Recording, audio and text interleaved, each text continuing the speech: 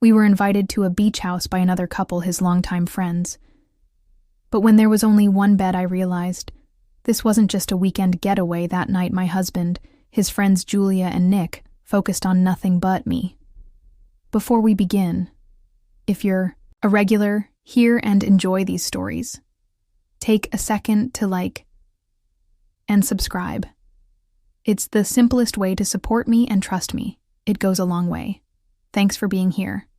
Let's get started. His hands rested on my hips, matching my pace as I steadied myself against his chest. My breath caught every time I said his name, my voice rising slightly with each repetition. The headboard bumped gently against the wall, the sheets loose beneath my knees, sunlight stretching across the room. He looked up at me, a grin tugging at the corner of his mouth. "You always start in control," he said, "but I like seeing this side of you. Stay right there," headed his voice low and calm. I paused for just a moment, and he smiled again, has stayed close, keeping our pace steady and deliberate. I leaned in one final time, watching the tension in his expression shift. Then I lowered my head and rested against him, still and quiet. We stayed there, breathing in sin, one of his hands traced gentle circles across my back. "You know, you're still every man's dream," he murmured.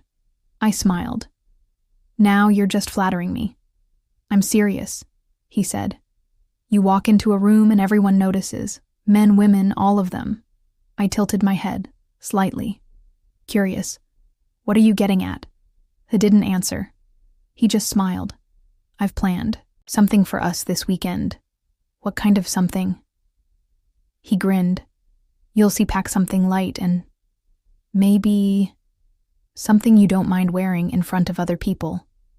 I raised an eyebrow. "That's all you're giving me?"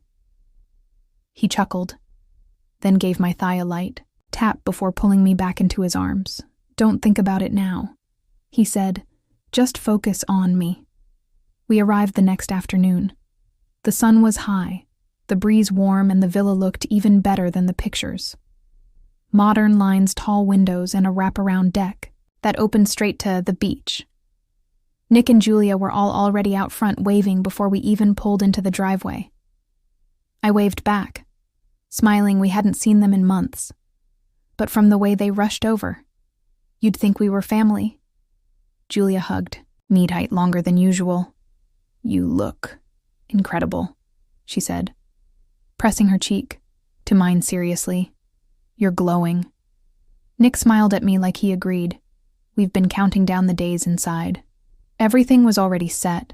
Wine poured, SN snacks out, music playing. Low through the open living room, the air smelled like citrus and sunscreen.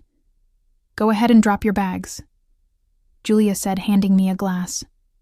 Rooms all set up, I headed down the hall, expecting to see 2 doors open, but only one was. One room, one bed, fluffed pillows, fresh sheets.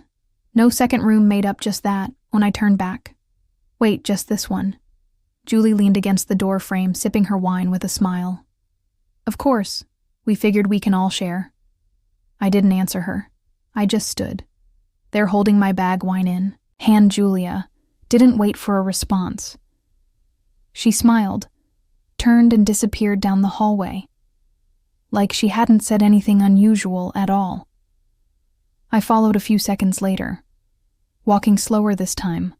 The house felt different now, warmer, quieter, like something had shifted. I found him by the back window, drink in hand, staring out at the water. "You said you had a surprise." I say it was that. He didn't look away. "Part of it. I waited. You planned this." He nodded. "We've talked about it before." They were curious. I was, too, and I thought maybe you'd be open to it with no warning. "I didn't want to pressure you," he said. "I just wanted to see how you'd feel once you were here." I said, stared at him, not sure whether I was more annoyed or intrigued. "And if I hated the idea, then nothing happens," he said finally. Meeting my eyes, we unpack, have dinner, enjoy the weekend like always before. I could respond. I heard the soft clink of a glass behind me. Julia stood in the doorway again, barefoot, relaxed eyes on me. "Hey," she said gently. "You okay?" I gave a small nod, though. I didn't feel entirely sure she stepped into the room. Like she'd done it 100 times. "I know it's unexpected," she said, "but it doesn't have to be anything you don't want." I didn't reply. I just watched her. She moved a little, closer, her perfume mixing softly with the citrus in the air. Her fingers lightly touched mine before trailing up my arm. "You should know," shedded voice softer. "Now we've noticed you for a long time." My breath caught not from shock, but from the way she said it, like it was a compliment. "You don't have to do anything," she said, eyes steady on mine, "but I'd like it if you did."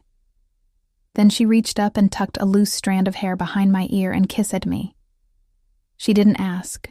She just took my hand fingers lacing through mine and led me down the hallway with quiet certainty. Behind us, I heard the slow, even steps of my husband following inside the bedroom. The air felt different, warmer, stiller, like it was waiting.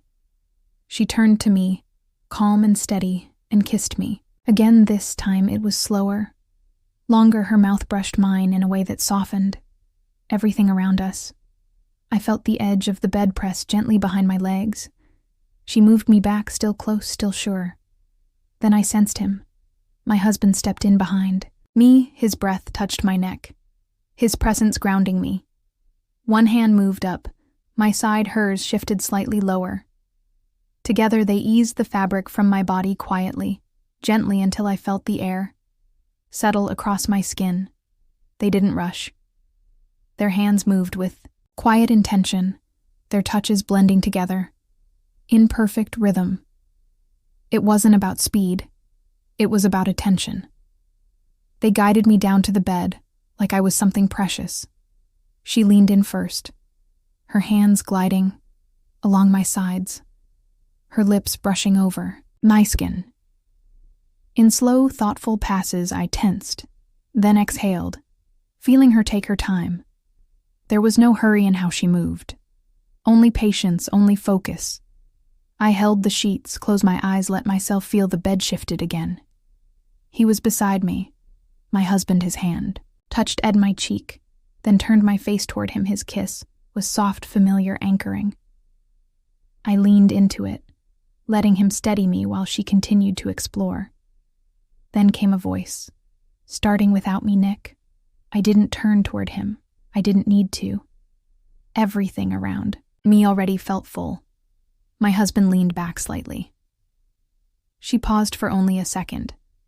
Then they both turned toward Nick. Something changed. My husband moved gently closer, his body aligning with mine as he held me in place. He didn't press or pull, he simply moved, with me creating quiet pressure that pulled me deeper into the moment. She climbed over me, her body folding around mine as she moved into place, her breath caught just above me, her hand sliding behind my neck again. I looked up, and she guided me forward, her skin brushing against my lips as we matched each other's rhythm. The head shifted again. Nick was nearby now, his presence close, calm. She reached out for him. Instinctively, one hand resting lightly at his side. He didn't speak. He just stayed still while she leaned into him. We were surrounded. My husband holding me, close beneath her warmth, pressing over me, Nick steady in front of her. I wasn't focused on any one part of it. I just let it happen. Let it carry me every breath. I took every movement I made was shared. Then it shifted again. My husband helped me, upright, easing me over his lap and keeping his hands on mine. I adjusted, slowly letting my body respond without thought. I found my balance, my breath, and the rhythm came naturally from there. She leaned in again, kissing me harder, nowhere fingers in my hair, her breath brushing over my lips. Her mouth didn't leave mine. Then I felt Nick behind me. His hands traveled over my back and down to my sides. Slow, and even he didn't rush. He just moved, with me letting the timing settle between us, letting me feel his presence fully before continuing. They didn't push. They held me supported. Me waited until I was ready, then moved, again keeping close, never letting go, their energy woo together around me. I could feel all of it. Steady hands, warm breath, soft mouths. I didn't know what to hold on to, so I held on to everything, and then like a tide pulling away, it crested. Not all at once, but in waves, soft. Sure, undeniable, my breath caught, my body paused, and I let it take me. The next thing I remember is me opening my eyes to sunlight. My body felt different, looser, heavier, satisfied, and the second I moved. I knew one thing for sure: I wasn't finished. They were all still asleep. My husband lay behind me, one arm resting across my waist. Julia was curled beside me, her breath shallow, her lips slightly parted. Nick was sprawled near the foot of the bed, one leg tangled in the sheet, but I wasn't. My thighs still tingled from the night before. But the lingering sensation only sharpened my awareness. My body didn't feel tired. It felt electric. I slipped the covers off and climbed over my husband. I didn't whisper. I didn't wait. I moved with certainty, breath catching as heat stirred beneath my skin. I didn't hold back. Every shift was deliberate. He stirred beneath me, still half asleep. But his body responded without question. His hands reached from my hips, trying to guide me. But I wasn't following. The bed shifted beneath us. I leaned forward, pressing my hands flat against his chest. Heat climbed up my spine, and I kept going, relentless, focused. Then I felt it, eyes on me. Julia. Her face was flushed, her shoulder, bare chest, rising slowly with each breath. She didn't speak. She just watched. I locked eyes with her. Her lips parted slightly. Her gaze steady. Come here, I said, voice low and firm. She pushed herself upright, still shaking off sleep. I reached out, took her wrist and guided her into me. Our mouths met in a kiss that was urgent and consuming. Her hand slid over my waist as she leaned closer, but I didn't slow. I kept my pace. I kept control behind me. A quiet shift to breathe.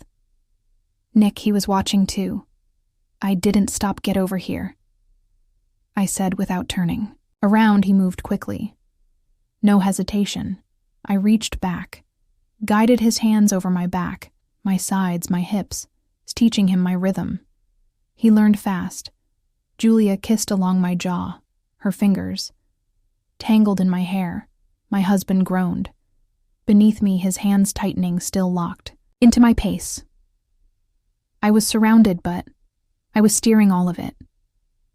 Nick moved in close, sinking to every movement, solid and present at my back. I adjusted my stance, anchoring myself. His hand stayed firm, following my lead. No one pulled Menno. One directed me. I held it together. My husband stayed beneath me, motions aligned to mine. Julia's mouth found mine, again deeper now, her breath breaking as I gripped her tighter, and I moved with all of them. Each motion began with me, every reaction traced back to what I gave them. I was the axis. Everything followed. Nick picked up the rhythm, building gradually. I pressed harder. My breath came fast. I grabbed the sheets to steady myself, kissed Julia until her breath melted into mine, and leaned into the tension I had created. When it finally took over, it didn't build slowly. It rushed in all at once, overwhelming and sharp. My breath faltered. My whole body held still, and then released it, pulsed through me like a storm, rolling in waves, flooding every inch until my thoughts scattered, and all I could do was hold on. I collapsed forward, still trembling. My skin buzzed, chest rising and falling in short, staggered breaths. They dropped around me, breathless, quiet, undone. But I didn't. I sat up slowly, the burn still fresh beneath my skin, sweat tracing down my chest. My legs were weak, but I wasn't finished. My hunger hadn't faded. It had only grown sharper. Julia lay on her side, flushed and quiet. My husband was flat on, his back arm thrown over his eyes. Nick leaned against the headboard, his breath shallow, gaze locked on me. I looked at all of them and I smiled. "Don't even think about resting," I said, voice rough and low. "I'm not done with any of you before you leave, be honest. Do you? Wish you were there too if you were. What would you be doing? Tell me in the comments. I'll be reading, and if you haven't already, make sure to like, subscribe, and turn on notifications so you don't miss what's coming next. Thanks for watching.